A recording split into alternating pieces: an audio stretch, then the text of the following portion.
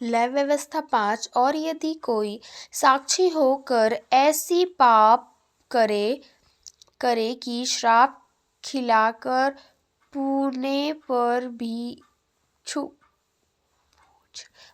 पर भी किया गया तो ने यह सुना जानता है जानता है और वह बात प्रकट न करे तो उसको भी अधर्म का भाग उठाना पड़ेगा। और यदि कोई किसी अशुद्ध वस्तु को अज्ञानता से छू ले तो चाहे वह अशुद्ध बैठने पशु की, चाहे अशुद्ध रंगने वाली जीव जंतु की लोथ खोत हो तो वह अशुद्ध होकर दोषी ठहरेगा। और यदि कोई मनुष्य किसी अशुद्ध वस्तु को अज्ञानता से छू ले, चाहे वह अशुद्ध वस्तु की भी प्रकार की क्यों ना हो, जिससे लोग अशुद्ध हो जाते हैं, तो जब वह उस बात को जान लेगा तब वह दोषी ठहरेगा। और यदि कोई बुरा व भला करने को बिना सोचे समझे शापत खाए, चाहे किसी प्रकार की बात वह बिना सोचे विचारों सपेट खाकर कहे, तो ऐसी बात में वह दोषी उस समय ठहरेगा जब उससे मालूम हो जाएगा। और जब वह इन बातों में से किसी भी बात में दोषी हो तब जिस विषय में उसने पाप बलि किया हो वह उसको मान ले। और जब वह इन बातों को से किसी भी बात में दोषी हो तब जिस विषय में उसने पाप किया है वह उसको मान ले। और वह यहोवा के सामने अपना दोषी बलि से ले आए, अर्थात उस पाप के कारण वह एक भेड़ व बकरी पाप बलि करने के लिए ले आए, तब याजक उस पाप के विषय उसके लिए प्रयत्न करे। और यदि उससे भेड़ व बकरी देने की सामर्थ न हो तो वह अपने पाप कारण 2 पटकीक व कबूतरी के 2 बच्चे दोपहली चढ़ाने के लिए यहोवा के पास ले आए। उन में से एक तो पापबलि के लिए और दूसरा तो होम बलि के लिए।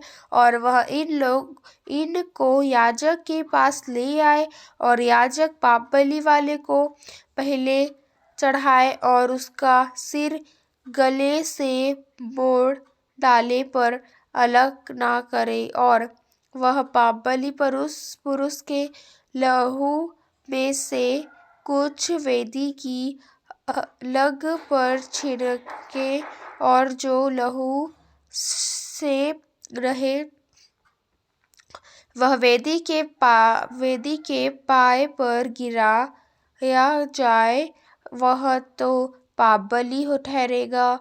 और दूसरे पक्षी को वह विधि के अनुसार होम बलि करे और याजक के उसके पाप का प्रायश्चित करे और तब वह क्षमा किया जाए।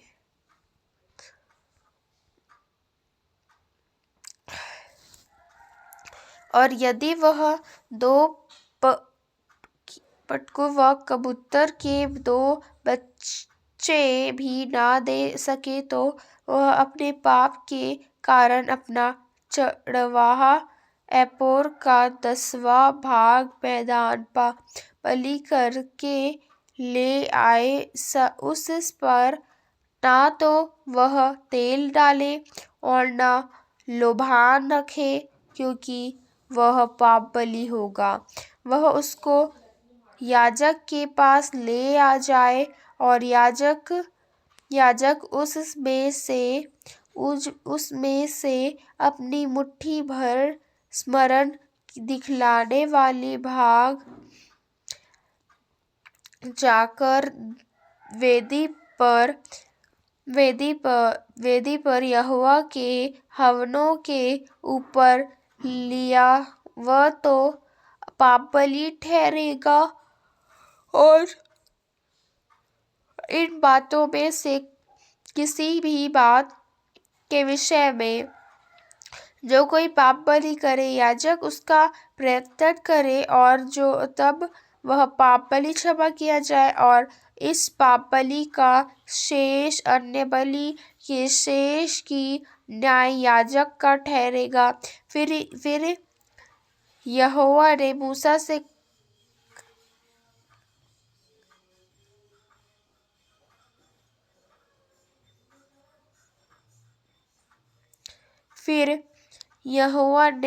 मूसा से कहा,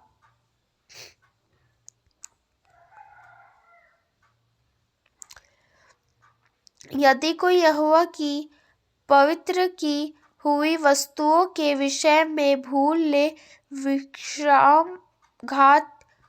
विश्रामघात करे और पाप बलि ठहरे, तो वह यहोवा के पास एक निर्दोष भेड़ दोषबलि के लिए ले आए।